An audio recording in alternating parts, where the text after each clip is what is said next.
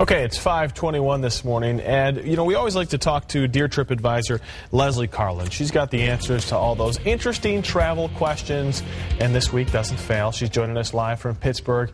Leslie, we want to talk about, well, here's how it works. People write in, they write you questions, and you answer them. The first question is kind of interesting. This woman has a 2.5-year-old son who hates seatbelts, throws tantrums every time somebody tries to put a seatbelt on him, and she's wondering if she can carry him in her lap when she flies on the plane, even though technically after 2 years old they're supposed to have their own seat. What's your answer to that question?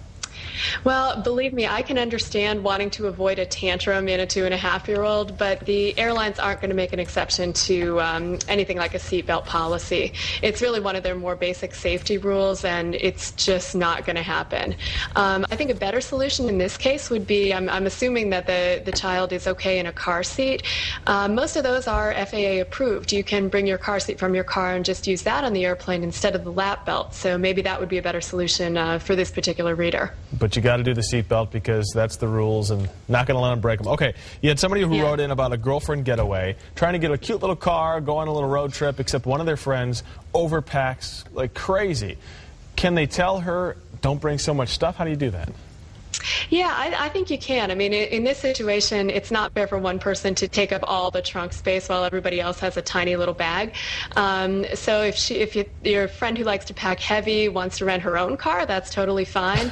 Otherwise, I would tell her, one overnight bag or look into FedEx. Get your own car. And real quickly, so you go to a restaurant in another country and they hand you the tourist English menu. What does that say?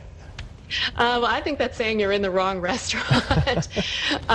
If once you're traveling abroad, the more authentic food is in the restaurants where the locals eat. And if you're in a place that sees so many tourists, they've actually printed up a special menu for them, chances are the locals aren't eating there. So do a little more research, and next time find somewhere without the tourist menu, and you'll probably get much better food. All right, Leslie Carlin from Pittsburgh, thank you so much for talking with us. She is a columnist with the Scripps Howard News Service. We appreciate your time. You can check out her column by going to abc15.com. When you get there, click on 15 links and write in your own question for next week.